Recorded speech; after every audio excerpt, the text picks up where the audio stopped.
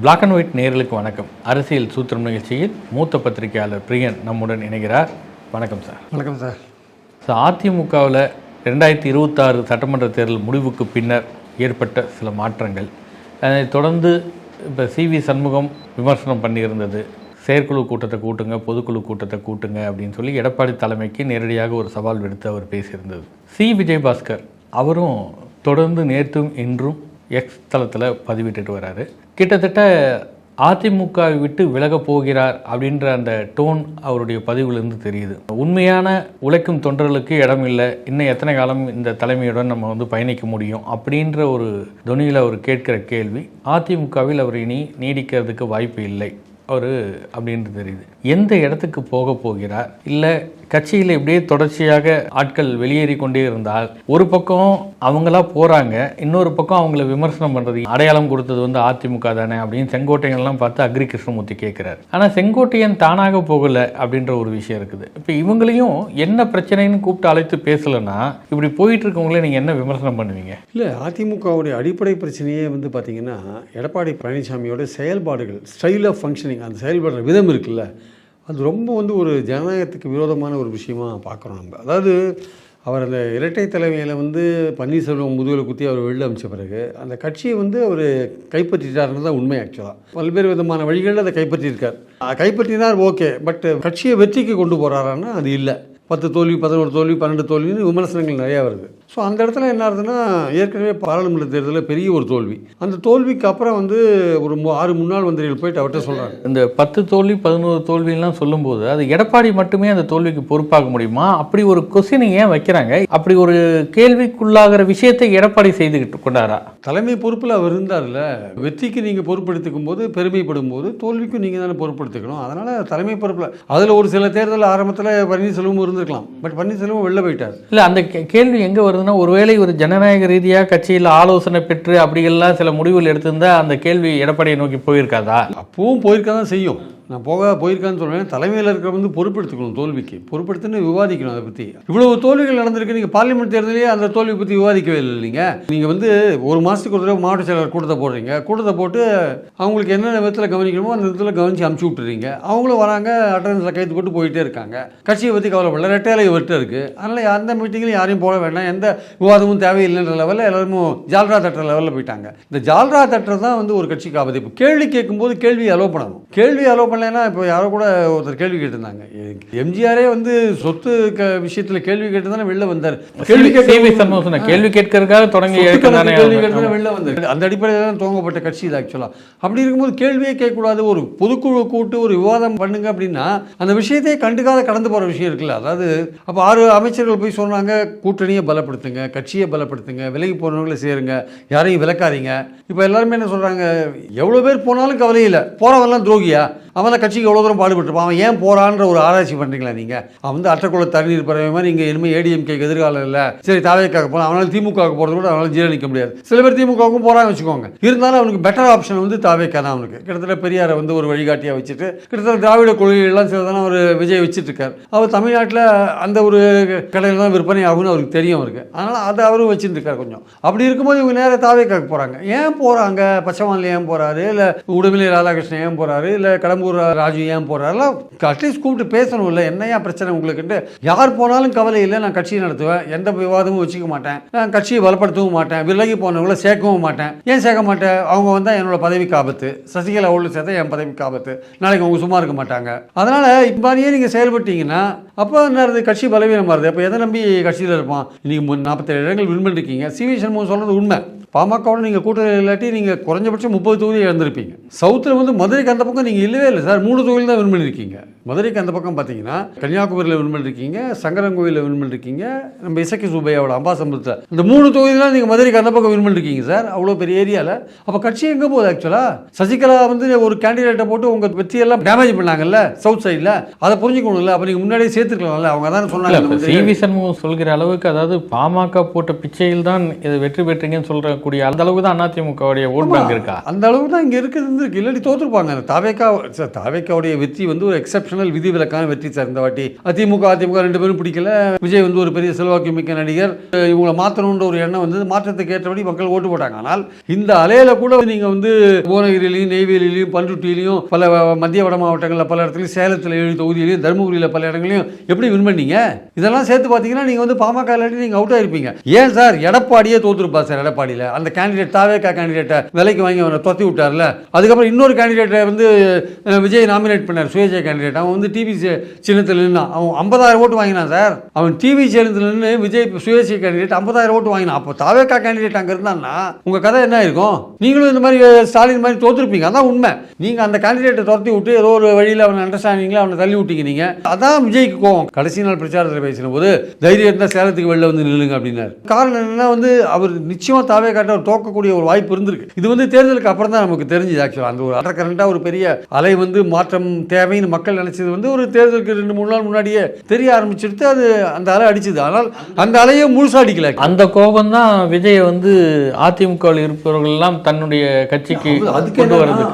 அவருக்கு வந்து கீழே வந்து கட்டுமானங்கள் கிடையாது சார். அவருக்கு இன்எக்ஸ்பீரியன்ஸ்டு, அனுபவம் இல்லாத தொண்டர்கள், கட்டுமானம் இல்லாத ஒரு அமைப்பு. வரப்போற எலெக்ஷன்ஸ்லாம் இனிமேல் வந்து நீங்க இந்த அளவில் வெற்றி பெற முடியாது. கீழே வேலை செய்யும். இப்போ விஜய் மட்டும் கேண்டிடேட் எல்லாரும் ஓட்டு போட்டாங்க, கேண்டிடேட் தெரியாத. இனிமே ஒரு எலெக்ஷன் அப்படி இருக்காது. இனிமே ஒரு எலெக்ஷன்ல உங்க செயல்பாடுகள் அடிப்படையில் ஓட்டு போடுவான். ஒரு சேஞ்ச் கொடுத்து பார்க்கலாம் சார் அப்படின்னு தான் எல்லாருமே சொல்றாங்க. தேர்தலுக்கு அப்புறம் பல பேர்ட்ட கேட்கும்போது ஒரு சேஞ்ச் கொடுத்து பார்க்கலாம். வரக்கூடிய தேர்தல் வந்து விஜய்க்கு சவாலா இருக்குமான்ற மாதிரி தெரியுதா? ஏன்னா சினிமா பிரபலங்கள் இப்ப தேர்தலுக்கு முன்பு வரை விஜய் கூட வந்து சந்தித்த சினிமா பிரபலங்கள் எத்தனைனா ஒண்ணுமே இல்லை. இன்னைக்கு ஆட்சிக்கு வந்ததுக்கு பின்னர் அதுவும் முதலமைச்சரை கடந்த 2 தினங்களாக சந்திக்கக்கூடிய சினிமா பிரபலங்கள் வந்து அதிகமா இருக்கிறாங்க. இதுல இன்னும் சினிமா பிரபலங்கள்ல கட்சியில சேரக்கூடிய அளவுக்கு தயாரா வந்துட்டு இருக்க ஆட்கள் இருக்கிறாங்க. இப்ப மக்களுக்கு வந்து அடிப்படையில விஜயை பிடிச்சிருக்கிறது ஒரு ரசிக மனப்பான்மை ஒண்ணு. அது ஒன்றும் பார்த்தீங்கன்னா அவர் நல்லா டான்ஸ் ஆடுவார், அந்த மாதிரியான ஒரு வசீகரம்லாம் இருக்குது. அதே மாதிரியான தன்மை கொண்ட நடிகர்கள் மற்ற பிற நடிகர்கள்லாம் வரும்போது இன்னும் விஜய்க்கு கூடுதல் பலம் தானே கிடைக்கும். இல்லை, நடிகர்கள் எவ்வளோ தூரம் அவர் கூட சேருவாங்க, நடிகர்கள் கட்டசி கால் கூட போய் பார்த்துக்கலாம். அவங்க பாலிடிக்ஸில் இவரோட சேருவாங்களான்றது பொறுத்து இருந்து தான் பார்க்கணும். நம்ம டக்குன்னு அவங்களாம் பெரிய பெரிய ஆட்கள்லாம் இவரோட சேருவாங்களா?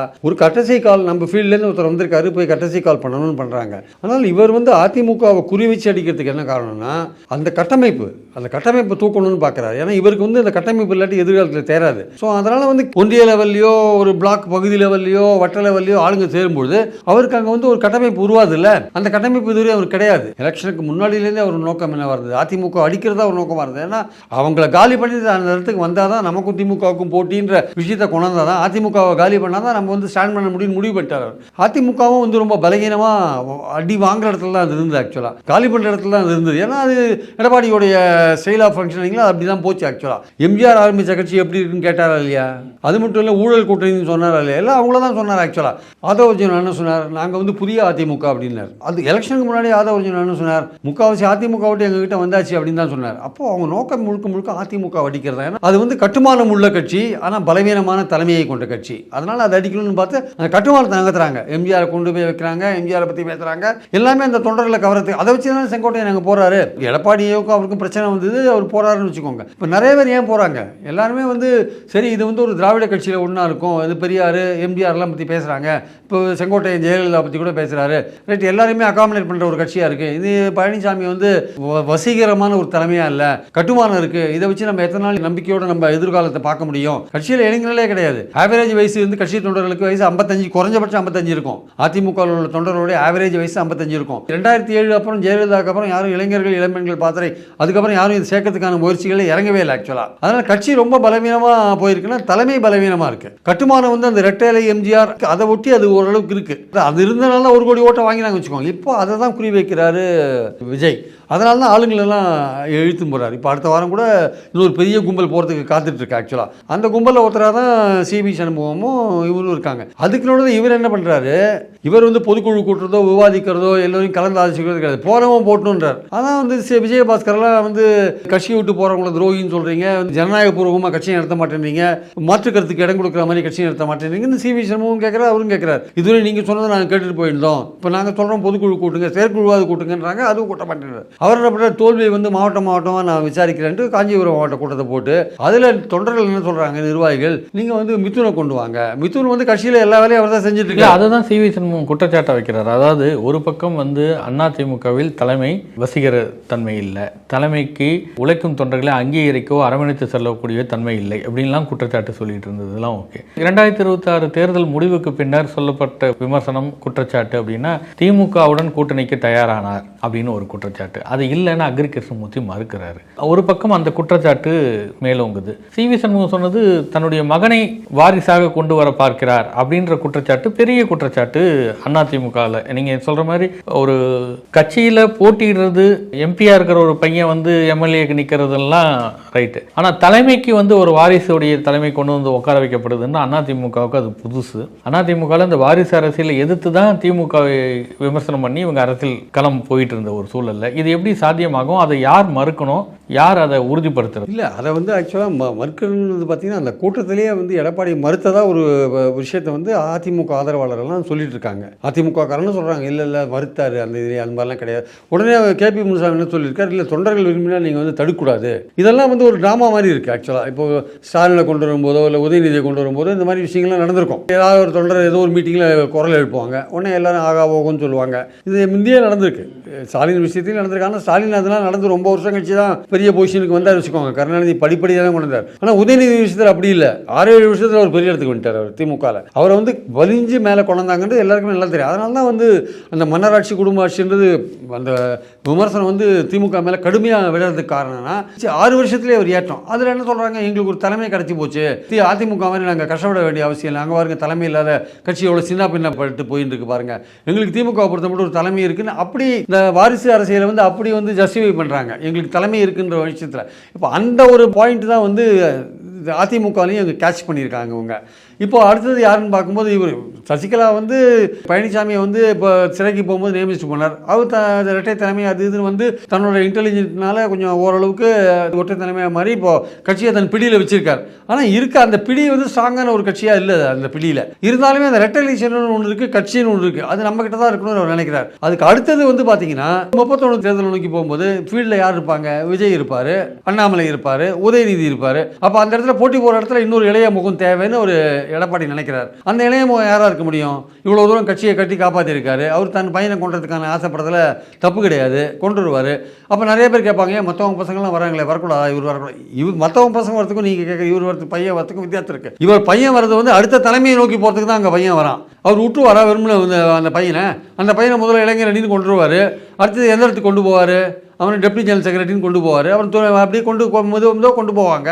அவரும் தலைமையில் அவர் இருக்கிற வரை அந்த பையனுக்கு உயர போகிறதுக்கான வாய்ப்பு கிடைச்சிட்டே இருக்கும். அப்போ அது அவர் கொண்டு வரார், அவர் மறுத்தார், அவரே மறுக்கணும், அவர் வந்து வெளியில் வந்து மறுக்கலாம். ஆனால் அவரே மறுத்தா கூட இதை நம்ப முடியாது. ஏன்னா இதெல்லாம் வந்து எப்படி நடக்கும்னு சொல்ல முடியாது. இன்னைக்கு தேதியில் அதிமுகவில் எடப்பாடி பழனிசாமி அவருக்கு சார்பாக செய்கிற பல வேலைகள் மிதுன் தான் செய்கிறார். இது வந்து வெளியில் தெரியாது. இது வந்து ஆதாரபூர்வம் இருக்காலாம் கேட்பாங்க, அதெல்லாம் கிடையாது. பல வேலைகளை வந்து மிதுன் தான் செய்கிறார். அவர் மிதுன் தான் வந்து கட்சிக்கான பல வேலை செய்கிறார். பல ஒன்றிய செயலாளர், பல மாவட்ட செயலாளர் அவர் தான் கான்டாக்டில் இருக்கார். அவர் தான் எல்லாம் பேசுகிறார், இன்ட்ராக்ட் பண்ணுறார், எல்லாம் பண்ணுறார். அவருக்கு எல்லாரையும் தெரிஞ்சிருக்கும். எல்லாரும் வந்து அவர் வந்து வாங்கன்னு தான் சொல்லுவாங்க. இப்போ இருக்கிற எல்லாருமே அவர் வரட்டும் தான் சொல்லுவாங்க. ஏன்னா அவர் எல்லாரும் கூட ஏற்கனவே கான்டாக்டில் இருக்கார்.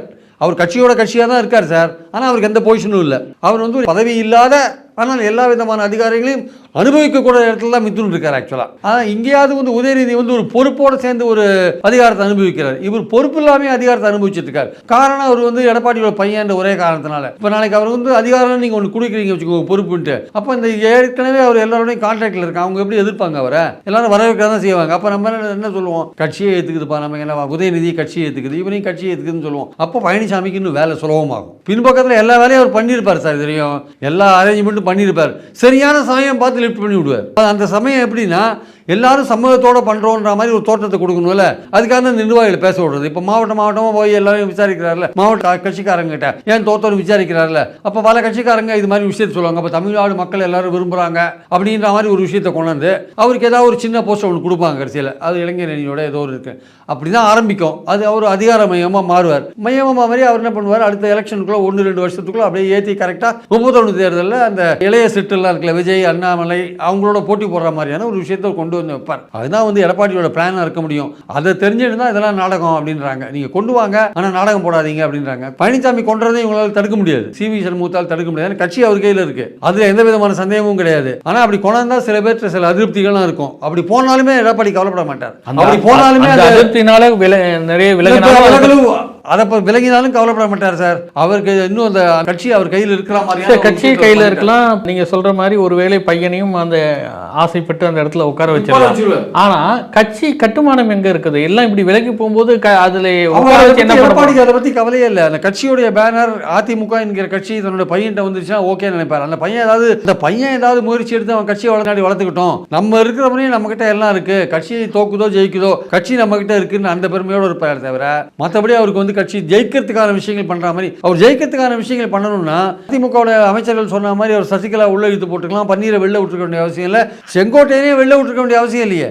யார் போனாலும் பரவாயில்ல, நீங்கள் செயல்பட்டீங்கல்ல. அதனால தான் சொல்கிறேன், பழனிசாமிக்கு நான் முதல்லேருந்தே சொல்லிட்டு இருக்கேன், அவருக்கு கட்சி வெற்றி பெறணும்னு ஒரு நோக்கம் கிடையாது, கட்சியை தன் கட்டுப்பாட்டில் வச்சுக்கணுன்றதான் நோக்கம். இப்போ ஒரு நோக்கம் என்ன வந்திருக்குன்னா, அந்த கட்டுப்பாட்டில் இருக்கிற கட்சிக்கு பையனை கொண்டு வந்து எப்படியா உட்கார வச்சிடணும், அதுதான் அவருடைய நோக்கமாக இருக்குது. ஆக்சுவலாக அதுக்கான முயற்சிகளை இறங்கியிருக்காரு. அந்த முயற்சியை அவர் பண்ணும்பொழுது நிறைய பேர் விலகி போவாங்க. சிவி சண்முகம், சி விஜயபாஸ்கர் எல்லாரும் விலகி போவாங்க. அவங்க இப்போ தாவைக்காக்க போகிறாங்களோ இல்லை திமுக போகிறாங்களோ தெரியாது. திமுக விஜயபாஸ்கர் சேர்த்துப்பாங்களா, குட்கா கேஸ்லாம் இருக்குது. விஜய் சேர்த்துட்டாலே தூய சக்தி தீய சக்தி ஆகிடும். அப்புறம் விஜயை யோசிப்பார். எடப்பாடியோட ஸ்ரீலா ஃபங்க்ஷனிங்கும் ஒரு காரணம் அதிமுக கரையிறதுக்கு. அவர் என்னன்னா வெந்த புண்ணில் வேல் பாய்ச்சுற மாதிரி என்ன பண்றாரு, இந்த பையனை கொண்ட விஷயத்தையும் கையில் எடுக்கிறார். இப்போ நீங்க சொல்றபடி பார்த்தா அதிமுகவுடைய அடுத்த கட்ட நகர்வு அல்ல அடுத்த கட்டம் அதிமுக இப்படி தான் இருக்குன்னா, அதிமுக பை எலெக்ஷன்ல ஜெயிக்கிறது பற்றியோ, உள்ளாட்சி மன்ற தேர்தலில் வெற்றி வாய்ப்பு எப்படி நம்ம வந்து வேலை பார்க்கணும், வெற்றி எப்படி ஈட்டணும் அப்படின்றத பற்றியோ இல்லாமல், எடப்பாடி பழனிசாமி கட்சியில் தான் அதிகாரத்தின் மையமாக இருக்கணும், அதிகாரம் தான் ஒரு ஆள்கிட்ட தான் இருக்கணுன்றதுக்கான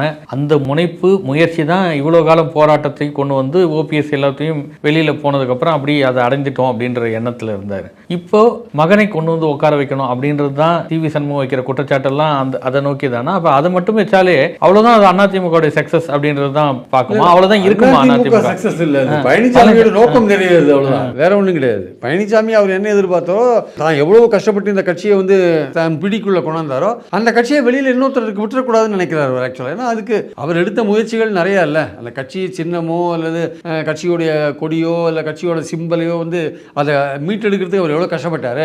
அவ்வளவு கஷ்டப்பட்டு அது இன்னொருத்தர் கையில் போகிறதா விரும்புவார் அவர். அதனால எப்படியா தன் மகன் கையில் போகிறதா விரும்புவார். அதனால வந்து அவர் தொண்டர்கள்லாம் தலைவராகலான்னு அவர் தான் பேசினார். எடப்பாடி என்ற தொண்டர் தலைவனார். அதுக்கு என்ன காரணம்? அது சசிகலா கொடுத்த காரணம். சசிகலா தான் உங்களுக்கு கொடுத்தாங்க. ஆனால் அந்த சசிகலா நீங்கள் என்ன பண்ணீங்க, முதுகு குத்தி வெளில அமிச்சிங்களா இல்லையா நீங்கள்? அதனால எடப்பாடியை பொறுத்த மட்டும் பதவின்றது வந்து அவருக்கு கிடைச்சிது. அந்த கிடைச்ச பதவியை வந்து அவருடைய புத்திசாலித்தனத்தினால அல்லது வந்து அவருடைய குயுக்திகள்னால காப்பாற்றினார். இப்போ அந்த காப்பாற்றினத்துக்கான அந்த அவ்வளவு கஷ்டப்பட்டு அது நம்ம அந்த கட்டுப்பாட்டில் கொண்டு வந்தோம். நம்ம அதை நம்ம வெளியில் இன்னொருத்தர் குற்றக்கூடாது, அந்த தலைமையை நம்ம குடும்பத்துக்குள்ளேயே அது இருக்கணும்னு அவர் நினைக்கிறார். அதுக்கான முயற்சிகளை இறங்கியிருக்கார். அப்படி பண்ணும்போது இன்னும் அந்த கட்சியிலேருந்து பல பேர் வெளில போகிறதுக்கான வாய்ப்பு இருக்கு. அதை பற்றி எடப்பாடி கவலையே பட மாட்டார். அதுதான் உண்மை. சிவி சண்முகமோ சி விஜயபாஸ்கரோ வந்து கட்சி மாதிரி போனாலும் கூட அவங்க தாவேக்காக்க போகிறாங்களோ திமுக போகிறாங்களோ எது போனாலுமே இன்னும் இவர் இந்த மாதிரி மகனை கொண்டுறதுக்கு இந்த நோக்கம் இருக்கும்போது இன்னும் நிறைய பேர் வெளியில் போகிறதுக்கான வாய்ப்புகள் இருக்குது. அதை பற்றி அவர் கவலைப்பட மாட்டார். ஒரு லெட்டர் ஹெட்டோட ஒரு கட்சி இருக்குது, இல்லை ஒரு குறிப்பிட்ட ஏரியாவில் செல்வாக்காக இருக்குது, அது போகிறோன்னு நினச்சிட்டு அவர் பேசாமல் இருப்பார். நன்றி.